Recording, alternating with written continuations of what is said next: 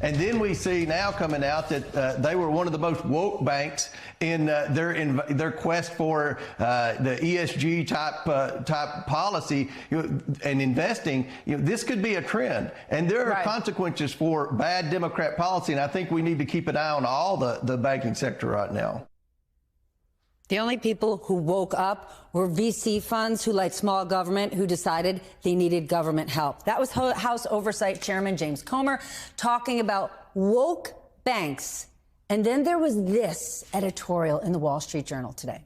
It was written by columnist Andy Kessler, who we invited to join us on the show tonight. He declined, and explains what happened to Silicon Valley Bank. A lot of it made sense until you get to the end, where he writes, quote, in its proxy statement, SVB notes that besides 91% of their board being independent and 45% women, they also have one black, one LGBTQ+, and 2 veterans. I'm not saying 12 white men would have avoided this mess, but the company may have been distracted by diversity demands. With us for more, my dear friend Kara Swisher, editor-at-large of New York Magazine and host of the podcast Pivot and On with Kara Swisher, and Justin Wolfers, professor of economics and public policy at the University of Michigan. Kara, refresh my memory. Yeah. When the actual financial crisis happened, the entire investment banking industry was led by white guys. What was under it was the festering subprime crisis, and there was not a band of LGBTQ transgender mortgage brokers selling upside down mortgages to people across this country. What kind of nonsense argument are they making here?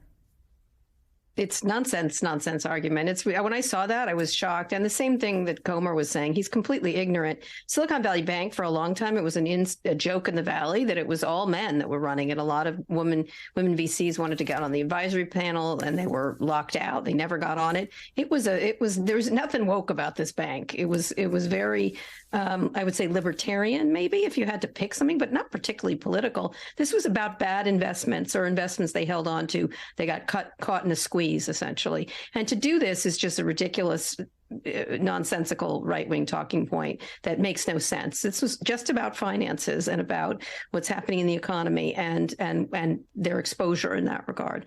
To do this, I don't even understand it. It's just a talking point. Everything is a woke something. Woke AI, woke banks, woke pancakes next, I'm sure, something.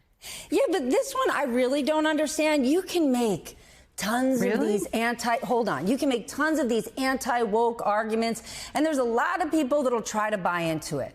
But this one, Justin, right? Ron DeSantis is coming off a big fundraising trip to Palm Beach. You know who lives in Palm Beach? Really rich Wall Street people who know full well that this is a garbage, nonsense argument. And trust me, none of them want to take my call today and all weekend when I'm going, you think it's because they were woke? They're avoiding my call at all costs because they know how ridiculous this is. So how does this help Republicans? I know they like the ultra MAGA crowd, but they also like rich donors.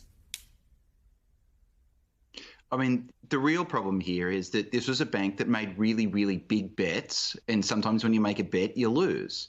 Why was a bank allowed to make really big bets rather than keeping some money in the vault? Because of a 2018 Trump era weakening of our financial protections. So what do when you're caught with your pants down? You say, hey, let's look that way. The talking point here is ridiculous and absurd. You, of course, pointed to the 2008 financial crisis, which I'm sure probably had no shortage of white men. If you want to talk about representation at Silicon Valley Bank, you might think about the representation of the CFO being ex-Lehman Brothers. That's a hiring point for you right there. Or, if you're really worried about the damage that white men do, we should go back to an earlier era where white men ran the financial sector literally from top to bottom. I think that was called the Great Depression. Kara, let's talk about this libertarian idea. There was this great quote. I know you and I both laughed about it over the weekend. There are no atheists in foxholes, and there are no libertarians in a time of financial crisis. Talk to us about what we just saw go down on Twitter over the last 5 days. All sorts of libertarian types who panicked the markets, right? Really successful investors who, by the way, could have called any lawmaker, any startup company, any CEO, any bank, and voiced their opinion, given their advice. But instead, they took to Twitter. They went inside the movie theater and said, fire, fire, fire, worsening the panic and inflaming this bank run. Yeah, I don't necessarily think they caused the bank run. That was when the VCs started calling and saying, get out of the banks. But I think what they were doing was, I call them screaming memes. They're just like, they're creating chaos, and they wanted to blame the government, and the government's not doing anything when the government was working all weekend and came up with a pretty elegant solution that is not perfect, but it's definitely not it's not a bailout. It's exactly the kind of thing they would talk to having wanted. I think they were worried because something happened to them and they were not getting paid attention to. And it's sort of like, someone that drives a waiter crazy. Excuse me, do you know who I am? And that's what it reminded me of. And it was one of them was in all caps. It was just so, I don't even know what to say. It was just ridiculous. And suddenly they embraced government. Hey, where's the government? Oh, I thought you hated the government. Oh, except this. And now the government's incompetent. Well, then they've solved it. Oh, I'm so glad we pulled the fire alarm for the fire. I was like, there wasn't a fire until you started screaming. Like, it was such an embarrassing display of a performative nonsense. I don't know what else to say. Yeah, but here's the thing. It's embarrassing. A lot of VCs, let me just say, Stephanie, a lot of VCs, great VCs, did step in and were calm. They formed groups. There's a lot of them. It's a small group of them that are constantly, they're either experts, they stopped being experts on COVID. The Oscars, they didn't have any thoughts on, and so they decided to weigh in on banking. And now they're banking experts. So, but Kara, great. I don't know. We can laugh at them. We can call them absurd. They were successful. They got exactly what they wanted. I have so. No, I don't think what they were tweeting. Yes, but go ahead. They didn't get what they got what they were doing. Yeah. This is not just inanity, it's a strategy. You don't want your bank to go down, so you keep quiet while it's your bank going south.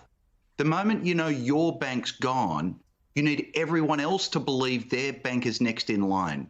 Because once that happens, you get the political momentum for exactly the sort of deal they ended up getting, which is the federal government standing up and making sure that every single VC in the Valley gets 100 cents for every dollar they had there. Their whining was about creating panic to create a government solution. And they got what they wanted, the rescue. Fortunately, that rescue is helping all sorts of all sorts of depositors, the smallest to the biggest.